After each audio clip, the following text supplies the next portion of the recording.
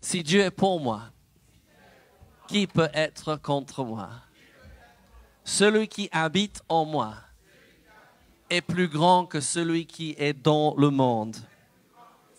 J'ai cette confiance que celui qui a commencé en moi cette bonne œuvre le rendra parfait pour le jour de Christ Jésus. Je suis heureux ce matin d'être entouré de mes frères et sœurs et je suis prêt à recevoir la parole de Dieu, l'incorruptible, l'indestructible, la parole de Dieu, la semence de Dieu qui va produire de fruits dans ma vie, dans ma famille, dans mon entreprise, dans mon église, dans ma ville. Merci Seigneur. Alléluia. Vous pouvez vous asseoir. Un très grand merci à nos chers amis, les pasteurs Paul et Olga, que c'est une joie d'être ici dans votre église. Bonjour à tous qui nous regardent par Internet, mais vous savez, ça ne suffit pas, ça ne remplace pas la vie de l'église. Et je vous encourage de venir. Pour ceux qui sont loin, il faut que vous cherchiez une église locale. Oui, regarder sur Internet ne peut jamais remplacer la présence de Dieu. Et je sais que vous êtes debout avec nous, comme on soit en train de louer le Seigneur. Et j'espère que vous avez pris le Saint-Seine avec nous. Vous savez, les amis, le Saint-Seine n'est pas réservé pour l'église. Allô? Non, parce que certains ont fait de la Sainte-Seine quelque chose de religieux, mais vous savez, quand Jésus l'a pris, il a pris un repas. Et quand vous êtes avec vos amis, quand vous êtes avec votre famille, il y a du pain sur la table, vous pouvez prendre le Saint-Seine et vous rappeler ce que Jésus a fait. Amen. Mais il n'y a rien qui remplace la présentielle. Amen. L'église n'était pas faite pour qu'on regarde par Zoom. Et Dieu merci pour les réunions qu'on puisse faire par Zoom. Oui, mais que c'est bon de venir pour célébrer le Seigneur. Je suis ravi d'être avec vous. Donc, j'étais pasteur avec ma femme pendant 33 ans à Nice. Je salue les gens de Nice. Amen. Pasteur Peter, Pasteur Sherilyn, Pasteur Philippe, Pasteur Rebecca m'ont dit tous de vous embrasser très fort. Et l'évangéliste Nathalie Desfeuilles m'a dit de vous embrasser très très fort. Alléluia, que c'est bon d'être ici. J'ai un message qui brûle dans mon cœur. Mais juste avant, j'aime faire un petit peu la publicité parce qu'il y a des très très bonnes choses qui se passent. Et demain, nous avons un nouveau livre audio qui sort sur la chaîne Édition Victoire. Je ne sais pas si vous le voyez. Il s'appelle « L'épave et l'exaucement de la prière ». C'est le volume 1, 13 leçons sur la prière. Et c'est un audio gratuit sur YouTube. Mais vous savez, vous avez des livres exceptionnels derrière dans la table des livres. Et je vous encourage, il y a quelque chose de différent qui se passe quand on a les livres en papier et qu'on peut les travailler avec notre Bible et les souligner. Et je suis super content pour les livres audio. Ce mois-ci d'avril, nous venons de dépasser 1 million d'écoutes. 1 million. Il y a des gens à travers le monde francophone qui sont en train, et ça c'est le 31 livre, d'accord, qui est en livre audio et on continue. Mais plus qu'1 million de gens écoutent ces livres. Et nous sommes vraiment, vraiment heureux. Si vous n'êtes pas encore abonné, abonnez-vous donc. C'est gratuit, qui est génial. C'est à partager aussi. S'il vous plaît, partagez avec toute votre famille, avec tous vos amis. Pourquoi? Parce que ça va leur faire du bien.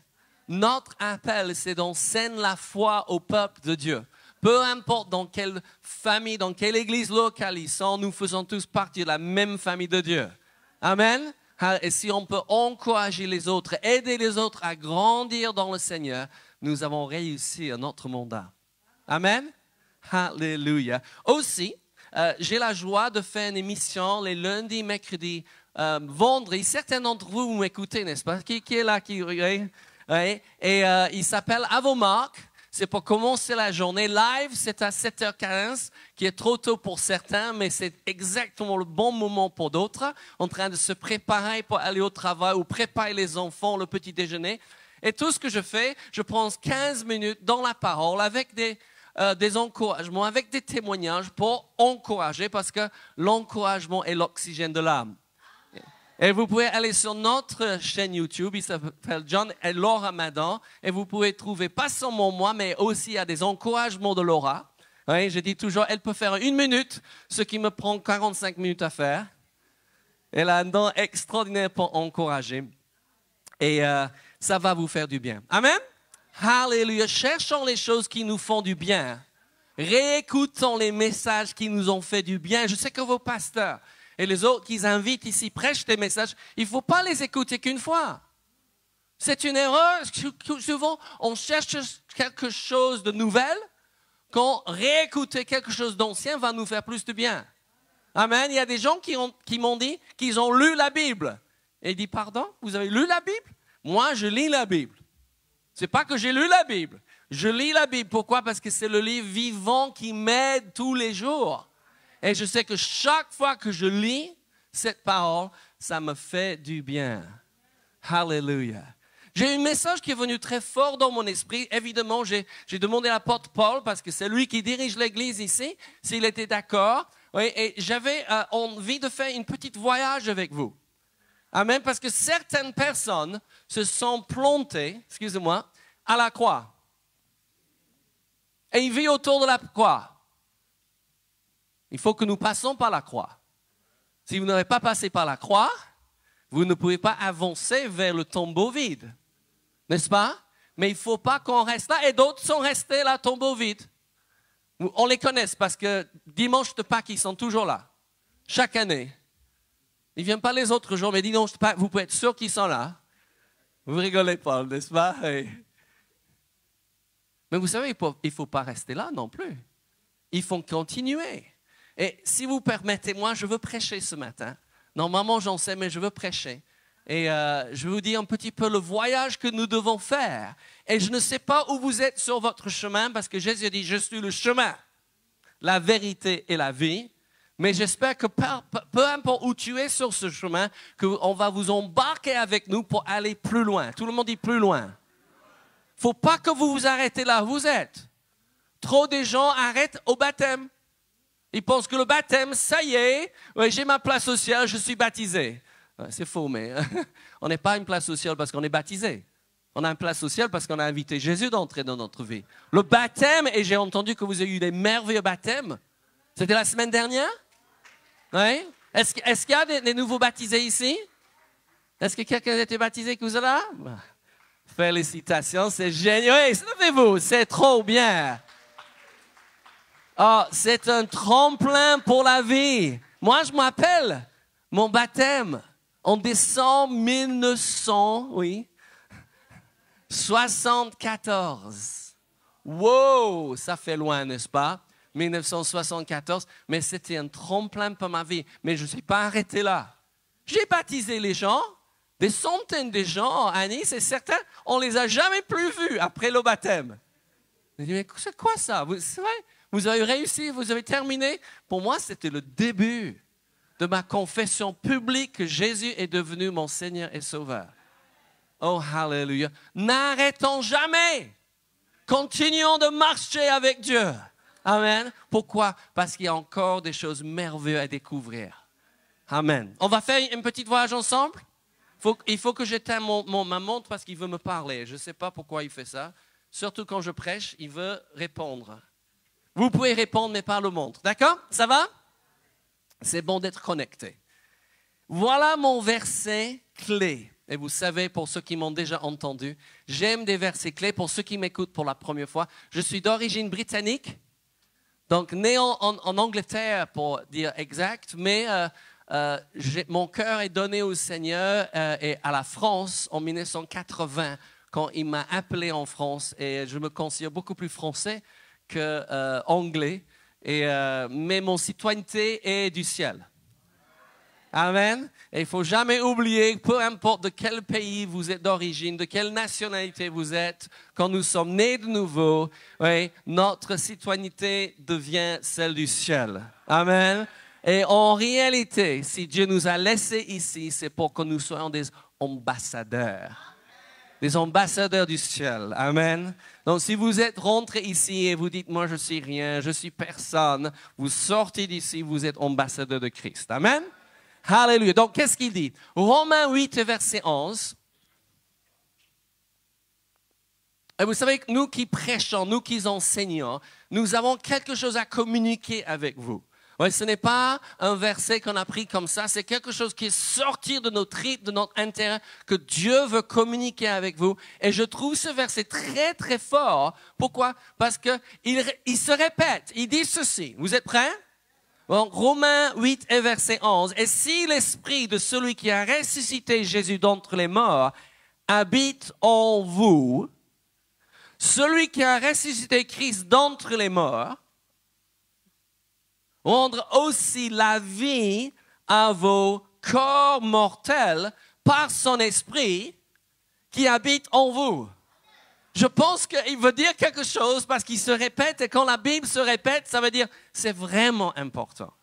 Il veut que nous entendons 2 fois que l'Esprit de Dieu a ressuscité Jésus d'entre les morts et il veut que nous entendons, ou peut-être, oui, je commence à comprendre un petit peu les nuances avec la langue française, qui est une langue extraordinaire, entre entendre et écouter. Amen. Et je pense qu'il veut qu'on écoute et qu'on prête attention du fait que cet même esprit, tout le monde dit avec moi le même esprit, il habite en moi. Quel esprit? C'est l'esprit qui a ressuscité Jésus d'entre les morts. Et je ne sais pas, mais pour moi, c'est le plus grand et le plus puissant événement dans l'histoire de l'humanité quand Christ est ressuscité d'entre les morts. Et peut-être vous n'avez pas encore compris, il faut dire que quand j'ai débuté ma vie chrétienne, il y avait beaucoup de choses que je n'ai pas compris. En réalité, la seule chose que j'ai compris, c'est que je voulais la joie, la paix et l'amour que j'ai vu chez les autres. Et on m'a dit que si j'acceptais Jésus comme mon Seigneur, j'aurais. Donc je l'ai accepté et j'ai eu. Et ça m'a jamais laissé. J'ai jamais tourné le dos sur Dieu. Il m'a jamais lâché la main, même quand je sentais que je pouvais plus tenir sa main. Mais j'ai toujours eu cet amour, cette joie et cette paix. Et vous savez, c'est offert pour vous aussi. Amen. Mais il y avait beaucoup de choses que j'ai pas compris. Aujourd'hui, je comprends, oui, que de vaincre la mort, c'était déjà quelque chose. De vaincre le péché et de vaincre le diable était quelque chose. Le plus grand combat de tous les temps. Je ne sais pas s'il y a des fans de boxe, mais hier soir, il y a eu un grand match de boxe en Angleterre entre 2 grands champions. Vous savez, quelquefois, les gens pensent qu'il y a un match de boxe devant nous entre Dieu et le diable. Mais vous savez, ce match a eu lieu il y a 2000 ans. Et le diable a été vaincu. Hallelujah. Et si vous ne pouvez pas vous réjouir sur d'autres choses aujourd'hui ou demain, réjouissez-vous tous les jours du fait que Jésus a vaincu le diable. Nous n'allons pas vers un combat, nous venons d'un combat et Jésus a gagné. Et cet esprit qui a ressuscité Jésus d'entre les morts, il habite en moi. Tout le monde dit ça, il habite en moi. Et qu'est-ce qu'il veut faire? Il veut rendre la vie à votre corps mortel. Ça va?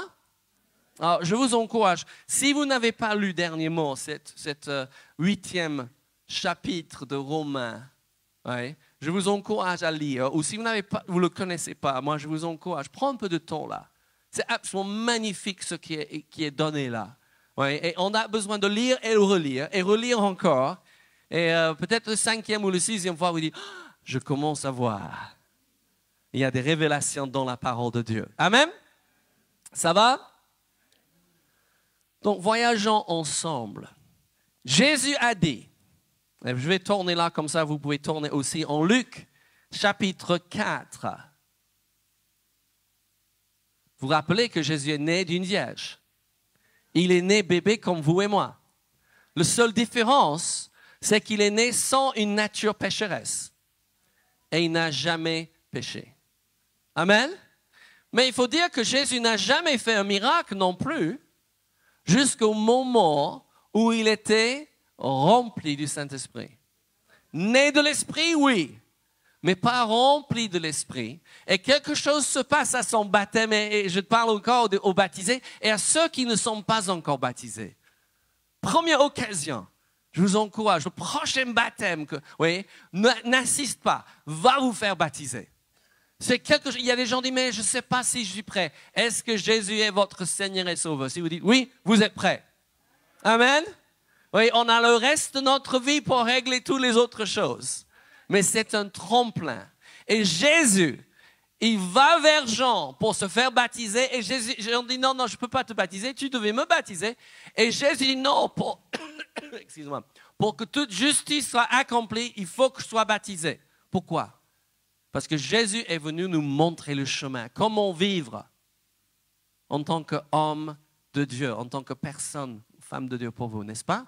Et il se fait baptiser. Et qu'est-ce qui se passe? Le ciel s'ouvre. Et le Saint-Esprit descend sur lui comme une colombe. Et il est baptisé du Saint-Esprit. Et dès ce moment, tout change. Jusqu'à ce moment, il a vécu son péché, qui est absolument miraculeux. Mais dès ce moment, il commence à prier pour les malades, à chasser les démons, à faire des miracles. Et en Luc chapitre 4, il explique cela. Je ne vais pas prendre le temps, mais si vous le lisez, il dit selon sa coutume. Il entre dans la synagogue et il prend les Écritures et il choisit sa place. Et il lit, et il va lire d'Isaïe, c'est Isaïe 61, si vous voulez savoir d'où il lit, mais en Luc chapitre 4 et verset 18, il dit ceci. L'Esprit du Seigneur est sur moi. Parce qu'il m'a oint pour annoncer, quoi? Une bonne nouvelle, s'il vous plaît. Si vous êtes en train d'annoncer une mauvaise nouvelle, arrêtez-vous. Parce qu'il y a les gens aujourd'hui qui annoncent des mauvaises nouvelles. Oui? Toutes ces théories de conspiration. Oui? Annonçons une bonne nouvelle. Et qu'est-ce que c'est cette bonne nouvelle? Il dit une bonne nouvelle aux pauvres. On va revenir là dans un instant. Il m'a envoyé pour guérir ceux qui ont le cœur brisé et pour proclamer aux captifs la délivrance, aux aveugles le recouvrement de vue, pour renvoyer libres les opprimés, pour publier une année de grâce du Seigneur. Ensuite, il roula le livre, le remit au serviteur et s'assit. Tous ceux qui se trouvaient dans le Seigneur avaient les regards fixés sur lui. Et verset 21, il dit, alors il commença à leur dire, aujourd'hui, cette parole de l'Écriture que vous venez d'entendre est accomplie. Alléluia. Jésus était baptisé du Saint-Esprit, rempli du Saint-Esprit, et il nous dit pourquoi le Saint-Esprit est venu sur lui. Est-ce que cet même esprit habite en vous? Est-ce qu'on va lui donner place? Parce qu'on a toujours notre libre arbitre, même que nous sommes chrétiens, même que nous avons dit Jésus, tu es Seigneur, nous pouvons faire à notre guise ou à notre sauce, comme on dit, n'est-ce pas? Oh, vous pouvez être fatigué, vous pouvez être fâché, vous pouvez être contrarié, vous pouvez faire toutes sortes de choses. Chaque matin, on a le choix, n'est-ce pas? Je décide chaque matin que je me lève de louer le Seigneur. Et vous? Pourquoi? Parce que j'ai appris que la joie du Seigneur est ma force. Parce que j'ai appris qu'un cœur joyeux est un bon remède. Amen? Mais c'est une décision. Mais il faut commencer à croire que le même esprit qui a ressuscité Jésus d'entre les morts habite en nous. Amen? Alléluia. Pour entrer dans la famille de Dieu, il faut naître de nouveau. On dit que les 2 jours les plus importants de sa vie, le premier, c'est le jour que vous êtes né. C'est pourquoi on fête toujours les anniversaires. N'arrêtez pas de fêter les anniversaires des membres de votre famille, de vos amis. Il faut leur dire que vous êtes contents, vous êtes heureux qu'ils sont vivants. Amen? Peut-être qu'ils passent par les périodes difficiles, mais quand quelqu'un leur dit, mais je suis ravi que tu es né. Amen? Mais le deuxième jour le plus important, c'est quel jour? Non, c'est la nouvelle naissance. Vous savez, on ne peut pas passer par les eaux de baptême si nous ne sommes pas nés de nouveau. Oui, le baptême, c'est le témoignage extérieur que l'œuvre d'intérieur de la nouvelle naissance, n'est-ce pas? Non, parce qu'il y a des gens qui pensent, je suis désolé, mais il faut que je vous dise, vous n'êtes pas né de nouveau à votre baptême. Vous avez témoigné à votre baptême de votre nouvelle naissance. Amen? Ça va? Oui, le deuxième jour le plus important de votre vie, c'est le jour où vous avez dit oui à Jésus. Je crois que tu es mort à ma place. Je crois que tu as payé pour mes péchés et je crois que tu es ressuscité d'entre les morts et je fais de toi le Seigneur de ma vie. Amen. 2 Corinthiens 5, 17 dit ceci, si quelqu'un est en Christ, il est une nouvelle créature. Les choses anciennes sont passées. Voici, toutes choses sont devenues nouvelles. On a fêté Pâques. Il n'y a que 10 jours. Amen. Vendredi Pâques est à la croix. Jésus a payé légalement pour nos péchés. Il a payé pour que notre nature pécheresse soit changée. Ça, c'est la nouvelle naissance. Ma nature a été changée. Je ne sais pas si vous lisez ça. Il faut dire, en 1974, je n'ai pas compris cela. Je comprends bien aujourd'hui. Oui, parce qu'on m'a dit toujours que j'étais un pauvre pécheur. Sauvé par la grâce de Dieu et on a souligné le pauvre pécheur. Oui, mais vous savez, quand j'ai réalisé que je suis devenu la justice de Dieu, que ma nature intérieure avait changé, je n'avais pas envie de pécher. J'avais envie de vivre juste devant Dieu. Oui, ça c'est quelque chose d'extraordinaire, n'est-ce pas? Mais Jésus a aussi payé pour la maladie, il a payé pour la pauvreté. J'ai une bonne nouvelle pour vous aujourd'hui. Peut-être quelque chose que je vais dire, vous allez entendre pour la première fois. Ça va être une révolution dans votre vie. N'arrêtez jamais la révolution. Jésus dans la vie, oui, c'est la révolution dans la vie. Ça change les choses. Donc, Jean 3, 14 dit ceci. Peut-être vous avez déjà entendu ça il y a une semaine, mais il dit, comme Moïse éleva le serpent dans le désert, il faut de même que le Fils de l'homme soit élevé. Amen. Et Jésus était élevé sur une perche, sur la croix, pour que exactement comme les Israélites regardaient à ce serpent en d'airain, ils étaient guéris de leur morsure. Quand nous fixons nos yeux sur Jésus sur la croix, nous sommes pardonnés de nos péchés. Amen. Il dit, afin que quiconque croit en lui ait la vie éternelle. Est-ce que vous savez que c'est la volonté de Dieu que tout homme soit sauvé? Dieu ne veut qu'aucun homme périsse. La Bible dit, Jean 3,16, peut-être le verset le plus connu au monde. Vous voyez, qu'est-ce qu'il dit? Car Dieu a tant aimé le monde qu'il a donné son Fils unique afin que quiconque, est-ce que vous êtes quiconque? Vous êtes quelqu'un? Amen? Quiconque croit en lui ne périsse pas. Vous savez, c'est bon de méditer un instant sur périr. C'est quoi périr? Être éloigné de Dieu pour l'éternité. De subir les conséquences de nos péchés. Dieu ne veut qu'aucun homme périsse, mais qu'il ait la vie éternelle. Amen? Qu'est-ce que Jésus a fait sur la croix?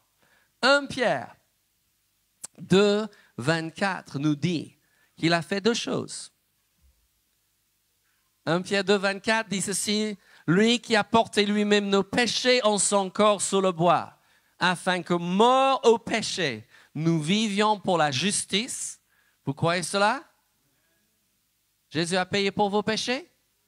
Maintenant, nous pouvons vivre pour la justice. Mais il ne s'arrête pas. Il dit, lui, par les meurtrissures duquel vous avez été guéris. Certains croient un évangile qui inclut uniquement, seulement, le pardon des péchés.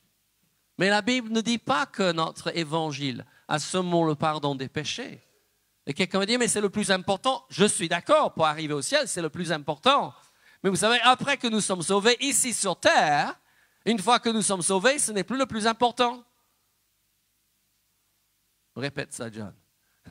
Pour arriver au ciel, être pardonné ses péchés, c'est le plus important. Mais pour vivre après sur terre, ce n'est plus le plus important. Pourquoi? Parce que je vis dans un corps. Et il dit, après ça veut dire que nous vivrons pour la justice, il dit, lui, par les meurtrissures duquel vous avez été guéris. Moi, j'ai une bonne nouvelle pour vous.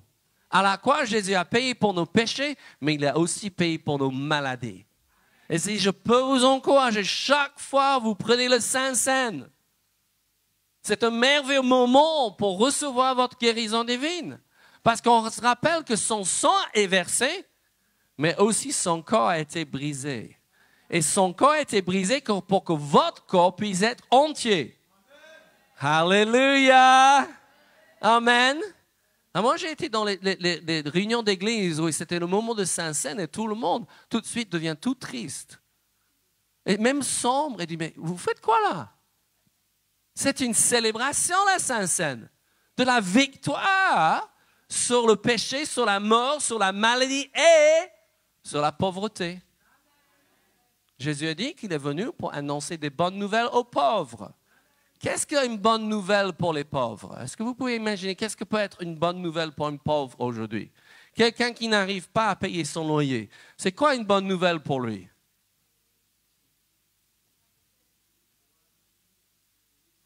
Oui, que son loyer est payé, n'est-ce pas? Pour celui qui ne peut pas finir le mois. Parce qu'on entend beaucoup cela, n'est-ce pas? Ces dernières semaines, on a entendu que les gens n'arrivent pas à finir leur mois, ils n'arrivent pas à remplir le caddie. Mais quelle est une bonne nouvelle pour eux? C'est que Jésus n'a pas seulement, uniquement pourvu au pardon de leurs péchés, il a pourvu à la guérison divine pour leur corps et il a pourvu à la prospérité. Il faut savoir ceci parce que certains ne réalisent pas.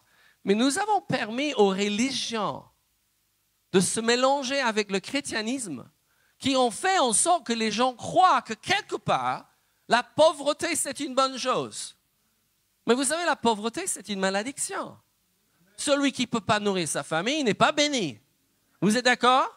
Mais nous avons avalé, c'est surtout les religions de l'Est, qui nous ont dit que, tu vois, les hommes humbles, les hommes spirituels, tu vois, ils vivent sans rien. Mais ma Bible n'enseigne pas ça. Ma Bible dit que tous les hommes et les femmes qui ont cherché Dieu étaient prospères et ils pourvoyaient pour leur famille. Qu'est-ce que vous êtes en train de raconter, John? Je suis en train de raconter qu'à la croix que Jésus a payé pour le pardon de nos péchés, pour la guérison de nos corps et pour que la prospérité devienne nôtre. Oui. Vous avez besoin de commencer à dire, Dieu me veut prospère. Quelque chose que nous avons fait beaucoup dans notre église. On a dit à tout le monde, regardez vos mains. On a dit, mais qu'est-ce que je vais dire? On a dit beaucoup de choses sur les mains. Mais on a surtout dit, Dieu bénit le travail de mes mains. Est-ce que vous pouvez regarder vos mains? Et vous qui nous regardez aussi online, regardez vos mains et dites ceci, Dieu bénit le travail de mes mains. Amen?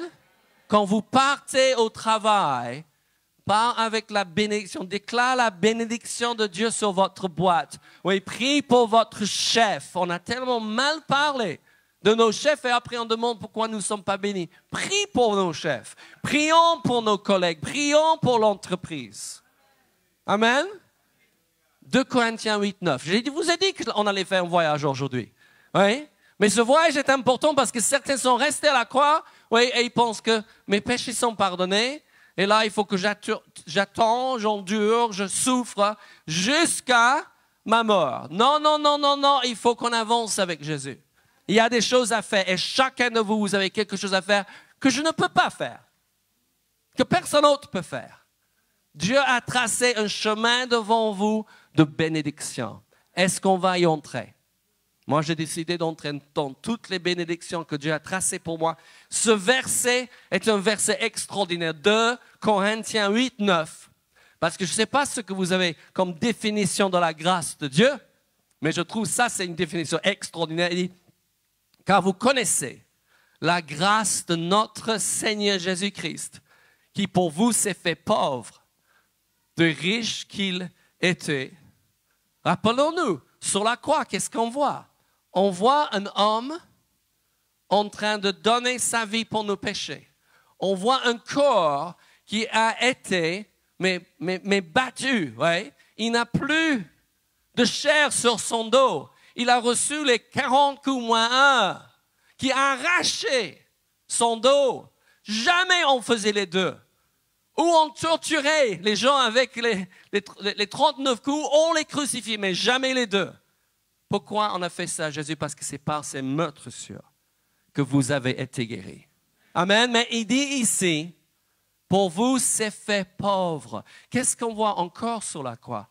Nous voyons un homme nu. Et en réalité, les gens nous disent que Jésus ne portait plus rien. Il était nu, ouais, totalement méprisé. Ouais. Ouais, il avait tout donné.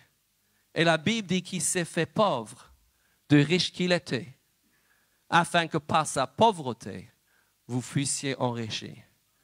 Et mes amis, dans votre cheminement avec le Seigneur, commencez à vous voir riche. Parce qu'en réalité, spirituellement, vous êtes riche. Je ne sais pas si vous réalisez, mais vous êtes en Christ. Vous avez une place au ciel. Dieu est votre Père. Vous avez l'éternité devant vous. Ouais. Nous allons vivre quelque chose d'extraordinaire. C'est un petit peu, tu vois, et je sais que j'ai déjà dit, mais l'enfant dans le ventre de sa mère avant la naissance, il pense que la vie, c'est d'être nourri par une corde ombilicale. Il pense que c'est d'avoir chaud, tu vois, mais il n'a pas encore vécu. Il n'a rien vu. Il n'a rien senti. Oui, mais quand il naît, tu ne penses pas qu'on commence à découvrir une autre vie. Mais vous savez, quand nous passons, je sais pour beaucoup, c'est la peur encore. La peur du mort. Mais vous savez, il n'y a aucune peur. Dans le mort, c'est seulement une porte. Oui? L'apôtre Paul dit, ce n'est pas que nous nous débarrassons de ce corps, mais que nous revêtons un corps nouveau. Et moi, je vous promets, je viens d'avoir mes 63 ans au début de ce mois-ci. Mais je sais, avec l'âge, on dit, oui, j'ai encore de plus en plus hâte pour ce corps nouveau. Parce que ce corps me ralentit. Amen. Je suis ralenti par ce corps. Mais j'ai un corps nouveau qui m'est promis. Amen. Je suis riche en Jésus-Christ. Mais quand vous commencez à vous voir que Jésus s'est fait pauvre pour que vous puissiez être enrichis, vous allez commencer à dire, mais qu'est-ce que je vais faire avec cette richesse? Et je ne sais pas si vous pensez comme ça. Mais Laura et moi, nous discutons qu'est-ce qu'on va faire avec plus. Et nous sommes toujours en train de prévoir ce qu'on va faire avec plus. Pourquoi? Parce qu'on voit qu'il y a de plus en plus qui vient. Et qu'est-ce qu'on va faire? Et cette année, pour nous avons annoncé cette année pour notre vie, une année de générosité. De donner plus que nous n'avons jamais donné auparavant. Et c'est vraiment bien, c'est vraiment amusant. Ouais, pas... Oh, je suis chrétien, donne-moi. Mais je suis chrétien, qu'est-ce que je peux vous donner? Amen? Ah oui, c'est une différente façon de penser, c'est une différente façon de vivre. Donc, à la croix, Jésus a payé pour nos péchés, pour changer notre nature pécheresse dans la nature de justice. Il a payé pour nos maladies. Il a payé pour la pauvreté. Il a fini une fois pour toutes ça. Mais après, il n'a pas resté là sur la croix. Retournons à la croix quand on a besoin de pardon. Mais ne vit pas autour de la croix. Il est parti dans le tombeau 3 jours, 3 nuits et après il est ressuscité pour montrer qu'il avait vaincu le diable. S'il vous plaît, si vous allez parler du diable, et on ne devait pas passer trop de temps à parler du diable, d'accord? La Bible n'en parle pas beaucoup, n'est-ce pas? Les chrétiens en parlent trop. Parlons beaucoup plus de Jésus, parlons beaucoup plus de Dieu, parlons beaucoup plus des anges, parlons beaucoup plus de nos frères et sœurs, les saints. Oui? Mais ne parlons pas trop du diable, mais si vous parlez du diable, rappelez-vous, il faut toujours dire « il est vaincu ». Amen. Alléluia. Et qu'est-ce qui se passe après? Parce que beaucoup de gens sont restés au tombeau. Le tombeau est vide, on vient à l'église le dimanche de Pâques. Mais vous savez, Jésus est apparu pendant 40 jours après Pâques, après la résurrection. Et je veux lire avec vous. Si vous voulez tourner avec moi en 1 Corinthiens, chapitre 15. Et c'est encore un chapitre, peut-être les pasteurs vous ont dit de le relire, mais je vous encourage à lire et relire ça parce que c'est le chapitre de la résurrection. Et c'est juste extraordinaire, n'est-ce pas? Oui, parce que si Christ est ressuscité, nous aussi, nous allons ressusciter. Si Christ a eu un corps nouveau, nous aurons aussi un corps nouveau. Mais permettez-moi de vous lire quelques versets. On va commencer dans le verset 1 et on va aller jusqu'à verset 6. Il dit, « Je vous rappelle, frères, l'évangile que je vous ai annoncé et que vous avez reçu, dans lequel vous avez persévéré et par lequel vous êtes sauvés. » Tout le monde dit « sauvés ». Si vous le retenez tel que je vous l'ai annoncé, autrement, vous avez cru en vain. Je vous ai enseigné avant tout, comme je l'avais aussi reçu, que Christ est mort pour nos péchés, selon les Écritures. Amen? Hallelujah. Amen sur les Écritures. Oui. Qu'il a été enseveli et qu'il est ressuscité le 3e jour, selon les Écritures. Et qu'il est apparu à Céphas, on sait que c'est Pierre, n'est-ce pas? Puis aux 12. Ensuite, il est apparu à plus de 500 frères à la fois. Donc la plupart sont encore vivants et donc quelques-uns sont morts. Peut-être vous voulez changer ce mot quand vous lisez mort et dites endormi. Oui? On va sauter, on va aller jusqu'à le verset 54 du même chapitre, dans 1 Corinthiens 15, 54. Alors s'accomplira la parole qui est écrite, la mort a été engloutie dans la victoire. Alléluia. J'ai la victoire. Parce que la mort a été engloutie. L'aiguillon de la mort, verset 56, c'est le péché. Et la puissance du péché, c'est la loi. Et un de mes versets préférés de la Bible, 1 Corinthiens 15, verset 57. C'est souligné dans votre Bible? Oui. Un homme de Dieu a dit, si vous ne pouvez pas souligner dans votre Bible, il faut le mettre sur l'étagère et prendre un autre dans lequel vous pouvez souligner. Oui, parce que votre Bible, c'est un livre d'études. Oui. Et quand c'est tout abîmé et vous ne pouvez plus, oui, vous le mettez à côté et vous achetez une autre dans laquelle vous pouvez souligner aussi. Amen. Non, parce qu'on a lavé les mains, on a embrassé, mais on n'a pas ouvert la Bible par le passé. Aujourd'hui, il faut l'ouvrir, le travailler, d'accord? Et je vous encourage à souligner ici, à commencer à déclarer ça. Qu'est-ce qu'il dit? 1 Corinthiens 15, 45, il dit, mais grâce... Oh, excusez-moi. 57. Oui, je sais, l'instant que je dis, non, c'est pas ça. 1 Corinthiens 15, 50, mais c'est pour assurer, Pasteur Olga, tout le monde est réveillé, d'accord. 57, mais grâce soit rendue à Dieu qui nous a donné la victoire par notre Seigneur Jésus-Christ. Grâce soit rendue à Dieu qui nous donne la victoire. Tout le monde dit, j'ai Jésus, j'ai la victoire. C'est aussi simple que ça. Ouais. Celui qui a le Fils a la vie. Celui qui a le Fils a la victoire. Commençons à parler cette victoire. Commençons à déclarer cette victoire. Commençons à prier cette victoire. Commençons à vivre cette victoire. Dans notre maison, ouais, dans notre famille, dans notre travail, pour les étudiants, là aux études, commencez à vivre la victoire. Les choses que les gens vous disent qui sont impossibles à faire, vous commencez à dire, mais je vais le faire. Amen. Vous n'allez jamais pouvoir vous permettre ceci. Non, non, non, non. J'ai la victoire. Alléluia. Amen. Donc, en cas qu'il y a quelqu'un qui n'est pas sauvé, Romains 10, verset 9 dit que c'est très simple d'être sauvé. Parce que si vous m'avez écouté jusqu'ici, vous savez maintenant quoi faire pour être sauvé.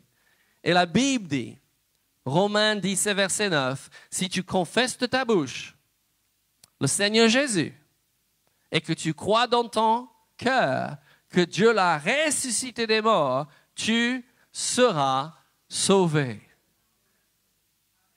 Est-ce qu'on peut faire ça tout de suite? Levez-vous tout le monde. Là où vous êtes, levez-vous. Oui, qui regarde online. Je veux qu'on fasse une déclaration de foi.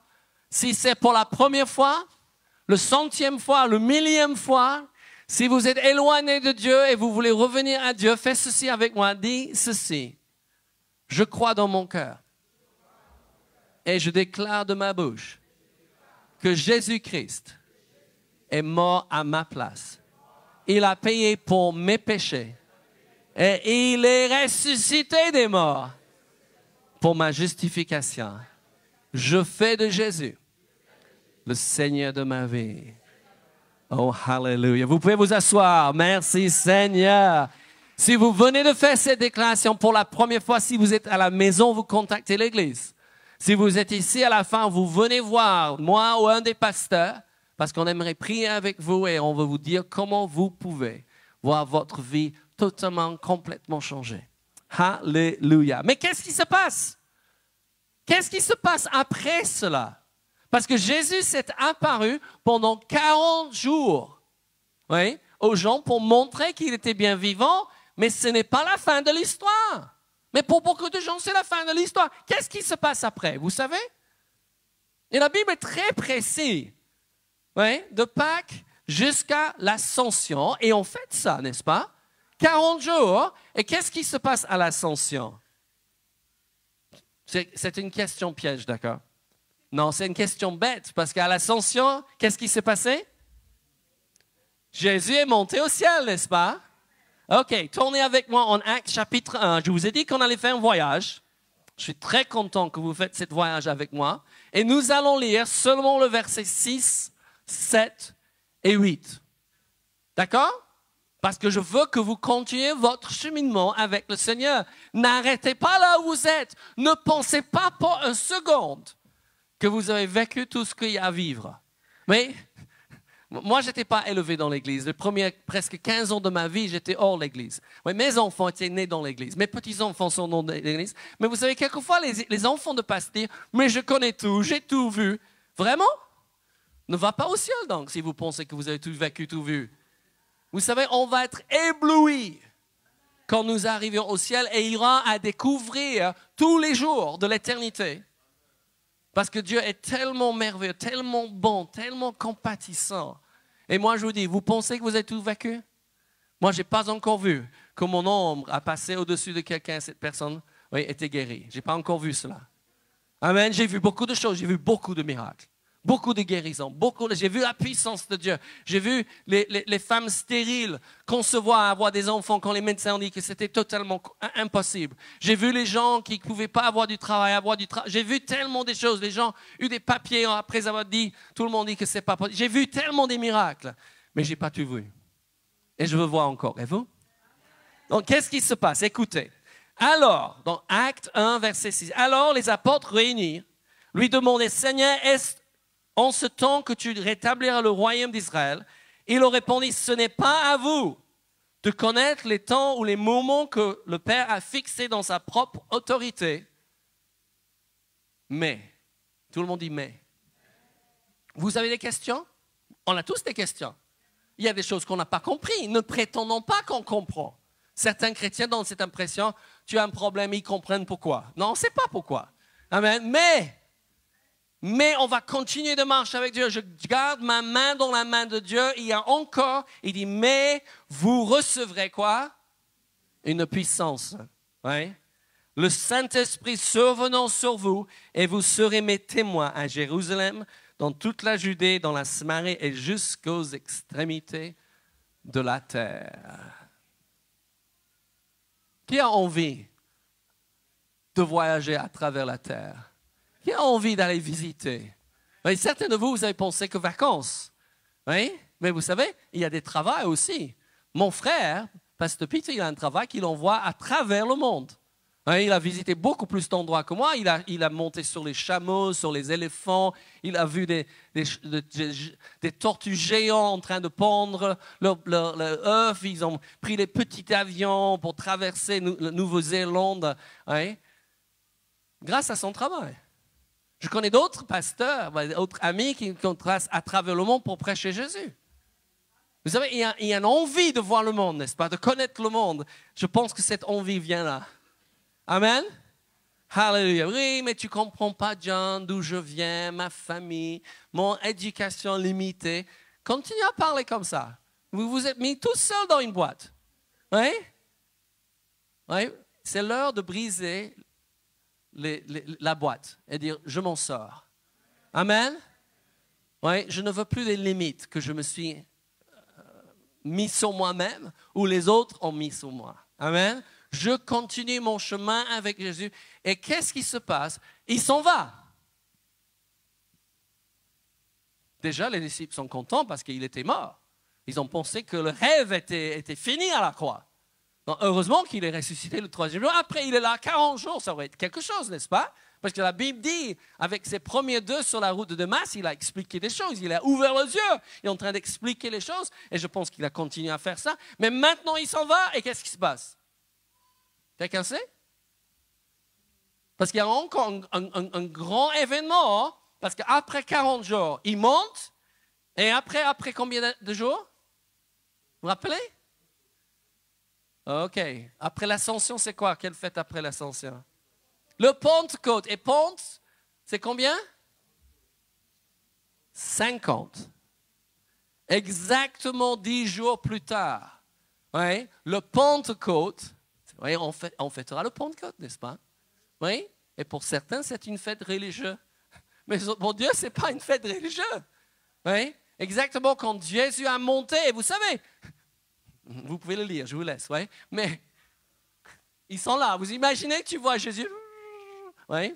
Il n'y avait pas d'hélicoptère, il n'y avait pas d'avion, d'accord? Il n'y avait pas d'ascenseur à l'époque, il n'y avait pas d'électricité. Et tu vois Jésus, et des anges apparaissent et disent, pourquoi vous regardez comme ça?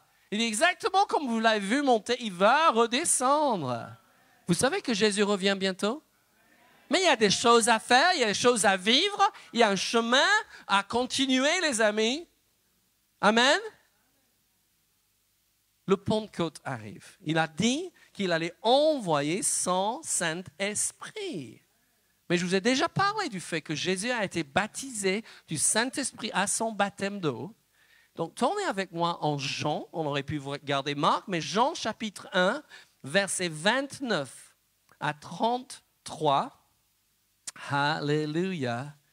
Je sais, Dieu est en train de faire quelque chose en vous et vous avez envie de continuer le chemin, n'est-ce pas? Parce que certains se sont arrêtés, ils ont campé autour de la croix. D'autres se sont campés autour de tombeau vide. Mais vous savez, il faut continuer le chemin. Il ne faut jamais nous arrêter. Moi, je parle à tous qui sont ici, mais tous qui nous regardent. Si vous vous êtes arrêtés sur votre marche avec le Seigneur, c'est l'heure de se relever et de dire, je continue de marcher. Tout le monde dit, je continue à marcher. Jean chapitre 1, versets 29 à 33, il dit, le lendemain, il vit Jésus venant à lui et dit, voici l'agneau de Dieu qui ôte le péché du monde. C'est celui dont j'ai dit, après moi vient un homme qui m'a précédé, car il était avant moi et je ne le connaissais pas, mais c'est enfin qu'il fut manifesté à Israël que je suis venu baptiser d'eau. Ouais. Jean rendit ce témoignage. J'ai vu l'Esprit descendre du ciel comme une colombe et s'arrêter sur lui. Je ne le connaissais pas. Écoutez bien. Mais celui qui m'a envoyé baptiser d'eau, celui-là m'a dit. On ne fait pas ce que nous pensons que nous devons faire. On fait comme Jésus, on passe du temps tous les jours dans la présence de Dieu. On ouvre notre Bible, on prie, on loue. On se tait et on écoute, n'est-ce pas? Et Dieu nous parle. Dieu a parlé à Jean et il dit, va baptiser, va appeler Israël à la repentance. Et il a dit quelque chose d'autre. Il a dit, tu vas voir un homme. Tu vas voir quelqu'un venir, tu vas voir, oui, le Saint-Esprit descend sur lui et voilà ce que vous allez dire de lui. Et écoute bien, il dit, celui sur qui tu verras l'Esprit descendre et s'arrêter, c'est celui-ci qui baptise du Saint-Esprit. Il faut continuer notre cheminement, n'est-ce pas? On accepte Jésus à la croix. On est ressuscité avec lui au tombeau, n'est-ce pas? On continue et on le voit partir et on arrive à la Pentecôte. Amen? Ça va? Vous êtes arrivé à la Pentecôte? Vous avez déjà été visité par le Saint-Esprit? Vous avez eu des flammes de feu sur vous? Vous parlez en d'autres langues? On va le lire, d'accord, parce que c'est important. Acte 2, et versets 1 à 4. Oh, merci Seigneur. Moi, je suis convaincu de ce message que celui qui a ressuscité Jésus d'entre les morts habite en vous. Il veut faire des grandes choses à travers vous. Je répète, je suis convaincu que le même esprit, tout le monde dit le même esprit, qui a ressuscité Jésus d'entre les morts, qui habite en vous, il va faire des grandes choses à travers vous. Amen, amen. Qu'est-ce qu'il dit? Acte 2, verset 1 à 4. Alléluia. Le jour de la Pentecôte, ils étaient tous ensemble dans le même lieu. Tout à coup, il vint du ciel un bruit, comme celui d'un vent impétueux, et il remplit toute la maison où ils étaient assis. C'est très important, chaque mot qui est marqué ici. Il a rempli toute la maison, pas une partie de la maison. Vous savez, si Jésus est seulement invité dans votre salle à manger, il faut lui ouvrir la cuisine. Il faut lui ouvrir les chambres, les amis. Dieu veut vivre chez vous dans toute la maison et c'est pareil dans votre être. Pas seulement dans votre esprit, mais dans votre corps, il veut vivre. Dans votre intellect, il veut vivre. Amen. Et sachez ceci. Exactement quand il est venu vous donner la vie dans votre esprit, il veut vous donner la vie et la santé dans votre corps. Il veut vous donner la vie et l'intelligence dans votre âme. Nous devons, nos capacités, j'allais dire découpler, mais vous avez lu sur Daniel et ses amis qui se sont trouvés 10 fois supérieurs à toutes les autres. Vous savez pourquoi? Parce que les scientifiques vont nous dire, nous utilisons exactement comme nos smartphones. Vous savez, on n'utilise même pas 10% de la capacité de nos smartphones. Mais les scientifiques disent que nous n'utilisons même pas 10% de nos capacités non plus. Et quand on donne la place à Dieu, quand on donne la place au Saint-Esprit, il va multiplier nos capacités. Les choses que tu pensais que tu étais totalement incapable de faire. Et peut-être dans la chair, avant Jésus, c'était vrai. Mais après Jésus, après la visitation du Saint-Esprit, nous sommes capables de faire des choses qu'on n'a jamais pensé capables. Kenneth Hagin nous a raconté quand nous étions en classe. Et vous savez, j'ai eu le privilège d'être en classe 2 ans avec Kenneth Hagin. C'était quelque chose d'extraordinaire. Il dit le plus grand miracle qu'il a jamais vu, c'était une fille qui n'a jamais grandi intellectuellement. Elle était dans son église et à l'âge de 18 ans, elle avait redoublé 7 fois en CP. Elle n'a jamais pu sortir de CP. Oui. Et elle réagissait comme un enfant de 2 ou 3 ans. Même qu'elle était habillée, ses cheveux étaient toujours qu'est-ce que c'est le mot on dit? Chaotique. Oui. Oui, elle soulevait ses jupes et enjambrait les chaises et glissait au-dessus. Elle agissait comme un enfant de 2 ou 3 ans, à 18 ans. Et un jour, ils avaient un évangéliste qui a prêché un message très simple. Oui, sa maman était fidèle dans l'église. Oui, mais elle est venue devant, elle a accepté Jésus. Et il dit, le lendemain, cette fille est venue, oui, avec ses cheveux parfaits. Oui, et elle est devenue une femme d'affaires. Oui. Et un jour, il est revenu dans l'église, des années plus tard, il dit, mais qu'est-ce qui est arrivé avec ces femmes?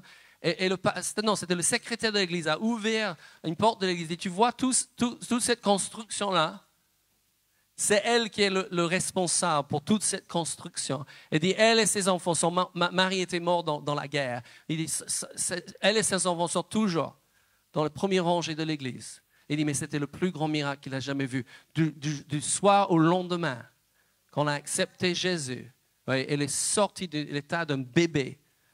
Intelligence, capacité d'un bébé, elle est devenue une jeune fille.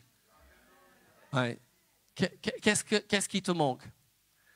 Parce que Jésus est tellement plus grand et l'esprit, le même esprit. Imaginez ici le même esprit qui a ressuscité, qui est sorti Jésus du tombeau. Il habite en vous. Amen. Je me suis arrêté, n'est-ce pas, au plein milieu de ma lecture. J'étais où? Tout à coup, il vint du ciel un bruit comme celle d'un vent impétueux et il remplit toute la maison. Dit toute la maison? Où ils étaient assis. Des langues semblables à des langues de feu leur apparurent, séparées les unes des autres et se posèrent sur combien? Chacun d'eux. Pas quelques-uns. Pas sur certains. Parce que c'est trop facile à dire, oui, mais on sait que l'apôtre Paul est loin de Dieu, on sait que le pasteur Olga est loin de Dieu, on sait qu'il y a des pasteurs qui sont... Et moi. Mais vous savez, ils sont seulement là pour vous montrer que c'est possible. Parce que leur histoire peut être votre histoire. Tout ce qui était impossible est devenu possible. Amen. Leur témoignage des prières qu'ils ont priées, les vies qui ont été changées, ça doit être... Parce qu'ils sont venus sur chacun d'eux et ils furent tous remplis du Saint-Esprit et se mirent à parler en d'autres langues sans que l'Esprit leur donnait de s'exprimer. Et vous savez, on a encore des gens qui s'arrêtent là à la Pentecôte. Les gens qui s'arrêtent à la croix, les gens qui s'arrêtent au tombeau vide, les gens qui s'arrêtent à l'ascension, les gens qui s'arrêtent à la Pentecôte, mais nulle part c'est marqué de s'arrêter là. Ne faisons pas un culte à la Pentecôte. Parce que certains ont fait ça, n'est-ce pas? Ils ont parlé en langue, ils disent, ça y est, je suis arrivé. Non, ça y est, vous recommencez. Une vie de puissance maintenant. Amen. Mais moi je vous dis, si vous avez parlé en langue, il faut parler en langue tous les jours. La Bible dit que celui qui parle en langue s'édifie lui-même. Quelqu'un dit, le meilleure illustration, si vous avez une smartphone, c'est facile, n'est-ce pas? Parce que quand la batterie est usée, vous faites quoi avec votre smartphone? Vous ne pouvez plus le faire fonctionner, n'est-ce pas? Qu'est-ce qu'on fait? On le met à la chargeur et on le charge. N'est-ce pas? Quand vous parlez en d'autres langues, vous êtes en train de charger votre esprit. Oh, hallelujah. OK, encore 2-3 versets, ça va? Amen, vous avez encore quelques minutes pour moi? OK. Éphésiens 5 et versets 18 à 20. Et je lis. Pourquoi? Parce qu'on veut continuer notre chemin. On ne veut pas nous arrêter. Ne vous arrêtez jamais. D'accord? Qu'est-ce qu'il dit? Et il utilise une image ici. Éphésiens 5, 18 à 20. Ne vous enivrez pas de vin, c'est de la débauche. Soyez au contraire. Tout le monde dit au contraire. Remplis de l'esprit. Entretenez-vous par les psaumes, par les hymnes, par les cantiques spirituels, chantons et célébrons de tout votre cœur les louanges du Seigneur.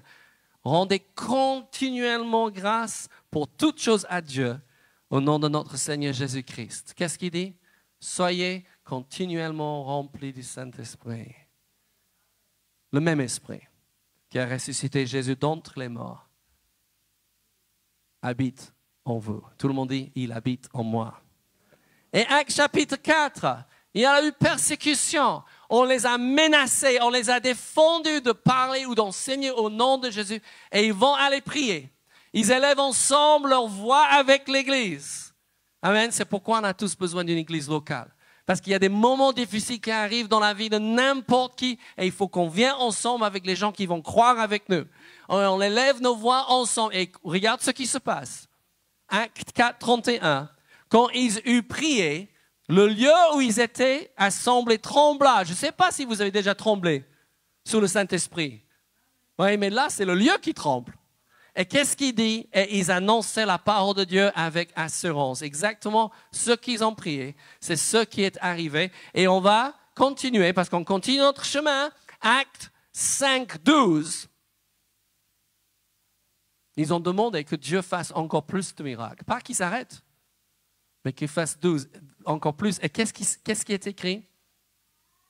Acte 5, 12. Beaucoup de miracles et de prodiges se faisaient au milieu du peuple par les mains des apôtres. Beaucoup de miracles et de prodiges. Quelqu'un dit avec moi beaucoup. Donc malheureusement, ils ont pensé à l'époque que c'était que pour les apôtres de faire des miracles. Mais je veux qu'on tourne en Marc 16. Dieu merci pour la puissance sur nos pasteurs. Mais ne limitons pas Dieu. Parce que certains disent, oh, mais tu vois, si je veux évangéliser quelqu'un, il faut que je les amène à nos pasteurs, il faut que je l'amène à l'église. Non, tu peux les évangéliser chez vous, chez eux. Mais si c'est quelqu'un qui a besoin de guérir, il faut que je l'amène au pasteur. Mais ça marque où dans la Bible? Oui? Vous avez besoin de prier pour eux chez eux. Certains ne vont jamais venir à l'église tant que Dieu ne les a pas visités chez eux. Alors, il faut que je répète ça, n'est-ce pas? Certains de vos amis, vos collègues, les membres de votre famille ne vont jamais venir à l'église que Dieu ne les visite pas chez eux. Et comment est-ce que Dieu va les visiter chez eux? À travers vous. Écoutez, Marc 16 et verset 17. Voici les miracles qui accompagneront les pasteurs. En mon nom. Non? Il n'est pas marqué les pasteurs? Je me suis trompé? Ah, c'est les évangélistes. C'est les apôtres. Non, il dit ceux qui auront cru. Est-ce qu'il y a des gens ici qui croient? Est-ce que vous croyez? Je peux vous poser une question? Vous permettez Dieu de faire des miracles à travers vous? Vous permettez à Dieu de faire? Parce que le même esprit qui a ressuscité Jésus d'entre les morts habite en vous. Qu'est-ce qu'il dit? Voici les miracles qui accompagnent ceux qui ont cru en mon nom. Tout le monde dit? Au nom de Jésus. Ouais, ça, c'est le nom, d'accord, qu'on a besoin de prononcer. Parce qu'il y a beaucoup de gens qui prient au nom de l'Éternel des armées, au nom de ceci, au nom de cela. Moi, j'entends les gens, même les prédications, des gens qui on veut l'esprit comme avait David. Je dis, pourquoi? Mais on voulait l'esprit d'Élie. Pardon? Moi, je veux l'esprit de Dieu. Non, mais c'est merveilleux ces histoires de l'Ancien Testament. Mais je ne fais pas partie de l'Ancienne Alliance. Je ne fais pas partie de l'Ancien Testament. Je fais partie du Nouveau Testament. Et l'esprit de Dieu, l'esprit de Jésus, c'est ça que je veux. Amen. Non, mais on peut compter les miracles d'Élie. Vous vous rappelez? Il a fait 7 miracles. Et Élisée a demandé le double onction.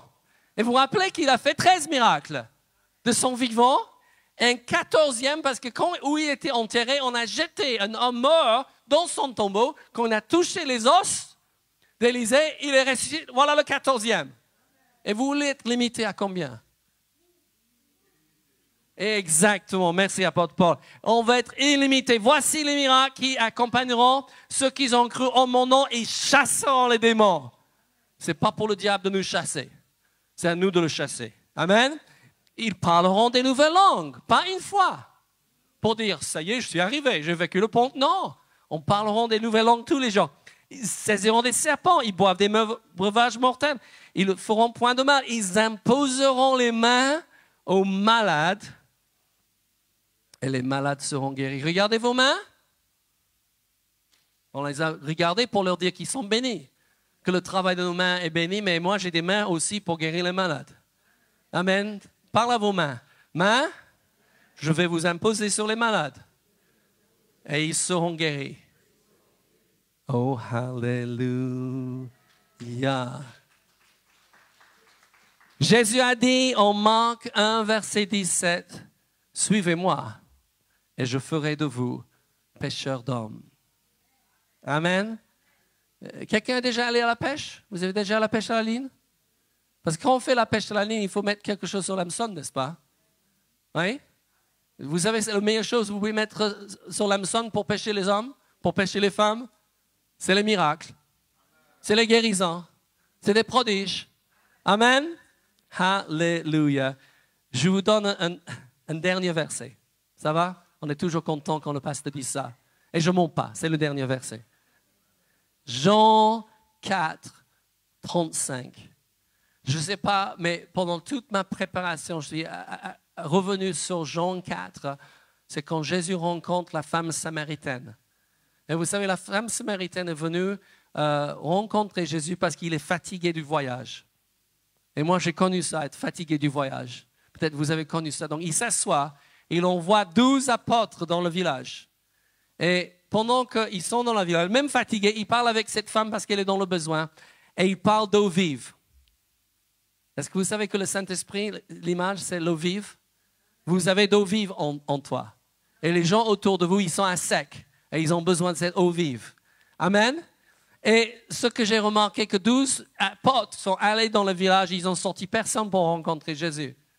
Mais cette femme, qui n'était pas bien quand elle a rencontré Jésus, est allée dans le village, elle a fait sortir tout le village. Pas les apôtres, mais cette pauvre femme, parce que Jésus lui a offert de l'eau vive. Et je veux vous lire Jean 4, 35. Il dit, ne dites pas qu'il y a encore 4 mois jusqu'à la moisson.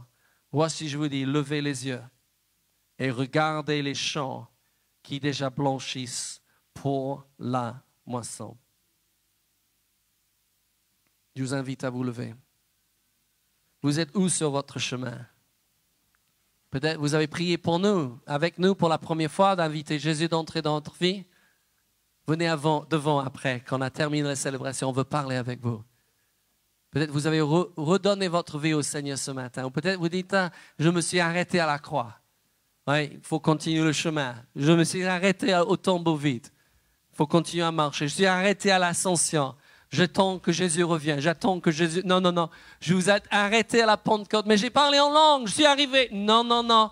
On continue et on fait des miracles et des prodiges. On impose nos mains aux malades. Les malades seront guéris. Amen.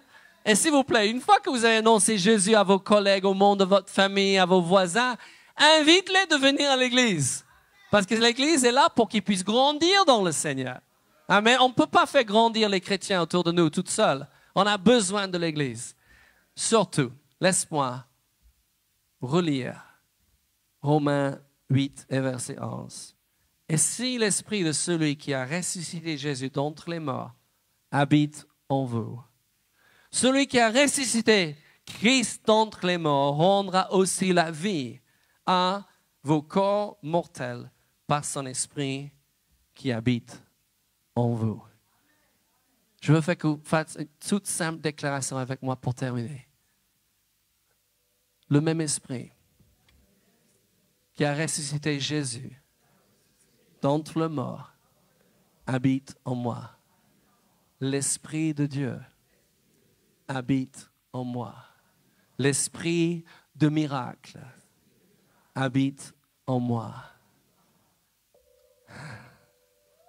Alléluia.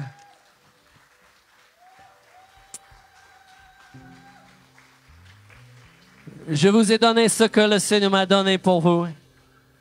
Je pense que ça va vous remuer, ça va vous travailler, pas seulement toute la semaine, mais peut-être toute l'année. Allez, mais n'oubliez pas, c'est le même esprit. Et il habite en eux. En petit moi, oui, ce petit Britannique qui ne savait même pas qui il était, pourquoi il était sur terre, il habite en moi. Et de peu importe d'où vous venez, c'est où vous allez maintenant. Allons vers ces champs qui blanchissent pour la moisson. Annonçons Jésus qui sauve, qui guérit, qui prospère, qui remplit du Saint-Esprit, qui revient bientôt. Amen.